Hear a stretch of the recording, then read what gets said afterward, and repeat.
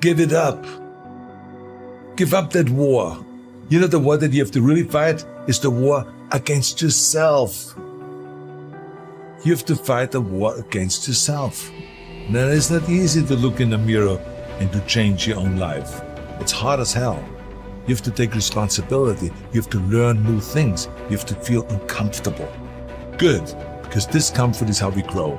That's how we become strong. If you run away from discomfort and resistance your whole life, you will always be weak. And most people don't like being uncomfortable. If you don't want to be uncomfortable, please do not pursue success, because success is a very uncomfortable feeling. And I learned to be comfortable being uncomfortable. Your comfort zone is irrelevant. What matters is, what are you trying to do with your life? Future you is going to give you advice on what to stop, what to start, on what a more courageous action would be. What's the first thing they would tell you to be or do to be more courageous? You ain't gonna have much of a life. If you play it safe, you won't have much of a life. Life is risk. It take courage to pursue your dream. Now, it's gonna cost you something. Most people are not willing to pay what it costs to go after your dream, because you're gonna have to hurt a little bit. And those are the times when you want to run and hide. You gotta be able to find energy. You gotta make up games, make up tricks, make up whatever you can to get to the next evolution of life. All successful people, if they fail by trying greatly, not by playing it safe and wishing and hoping that everything will work out all right in the future. What they do is they take great risks with no guarantee of success, and so can you. Rich people don't sleep 8 hours a day.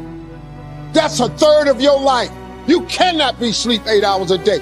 We do not retreat. We do not give up. We do not surrender. And the reason why most of you are not successful is because every single time stuff not going your way, you give up, you quit, you let go, and people feel weakness. They feel it. You can feel when somebody's not committed, when they're not all in, when they're not dedicated. If you want freedom, there's going to be an element of risk. There's going to have to be sacrifices made. There's going to have to be late nights, extra hours, persistence, and most importantly, growth. If you don't become someone else, you will not be able to earn your freedom.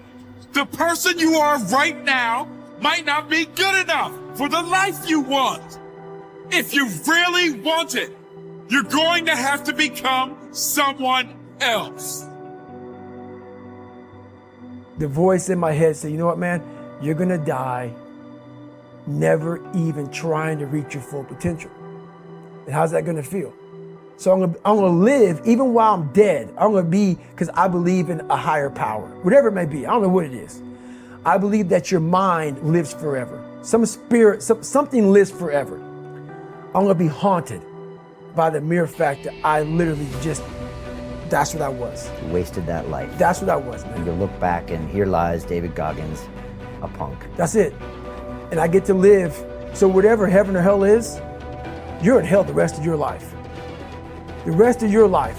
And if there is a God, which I hope to God there is, knowing what I put myself through now, whatever memories I have, if there's any at all, I'll be a happy man. But I knew that I was getting paid for this while I was living or while I was dead. I was getting paid for this, because basically to me, it was a huge sin. I'm basically just gonna sit here and just be a comfortable man and not even try. Wasting your life is a sin, It's right? a sin. It is. I'm not even gonna try. I want you to get over this notion that I find so annoying that so many people have, that success and power in life is dependent on something like genetics.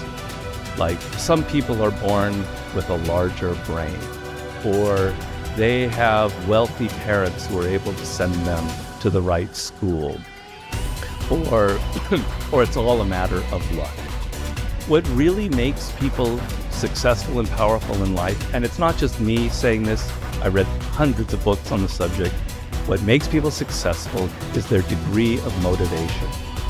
I could repeat it 100 times, but it's true every time I say it. When you are motivated, when you feel yourself emotionally engaged in the subject, you learn faster.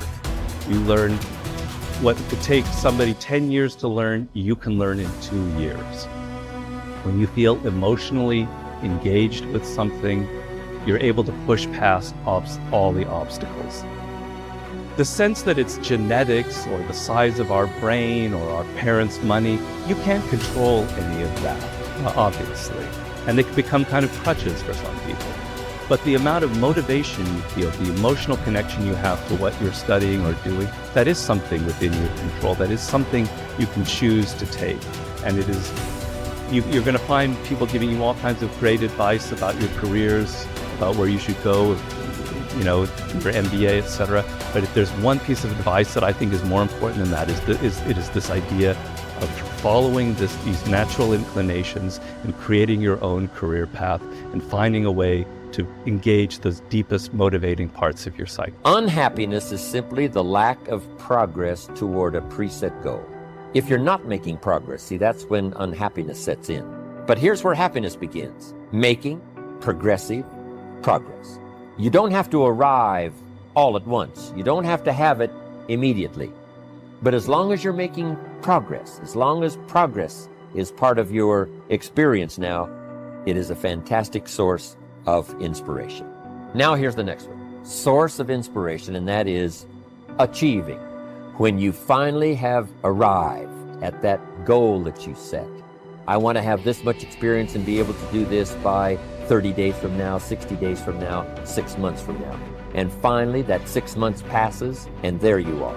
Finally, the time passes, and you have it. Finally, the time passes, and the skill is now beginning to be polished, and it is so unique and effective. Achieving is an incredible source of inspiration.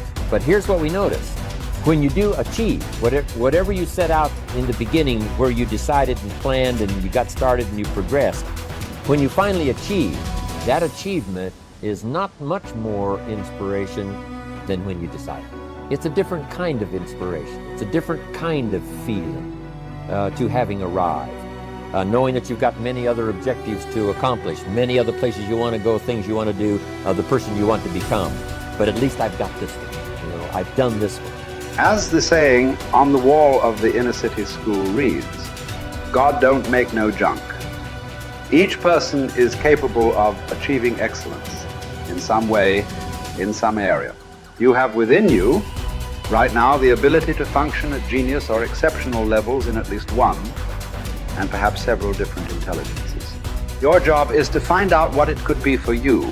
Your responsibility to yourself is to cast off all these self-limiting beliefs and accept that you are an extraordinarily capable and talented person. You are engineered for greatness and designed for success. You have competencies and capabilities that have never been tapped. You have the ability within yourself right now to accomplish almost any goal you can set for yourself if you are willing to work long enough and hard enough to achieve it. The good news about beliefs is that all beliefs are learned.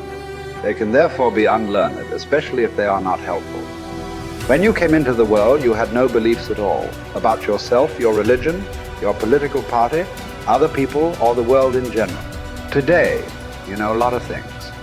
But as the comic Josh Billings once wrote, it aren't what a man knows what hurts him. It's what he knows what aren't true. There are many things that you know about yourself that are simply not true. And these are almost always in the area of self-limiting beliefs. The starting point of unlocking more of your potential is for you to identify your self-limiting beliefs and then ask, what if they were not true at all? What if you were possessed of an extraordinary ability in an area where you didn't think you were very good at all, such as selling, entrepreneurship, public speaking, or money-making? Everywhere I go throughout the world, I have taught these principles to many tens of thousands of people. I have filing drawers full of letters from people who had never heard this idea of self-limiting beliefs before. But once they heard it, they changed their entire attitudes towards themselves. They began to see themselves as far more competent and capable in key areas of their lives than they had ever been before.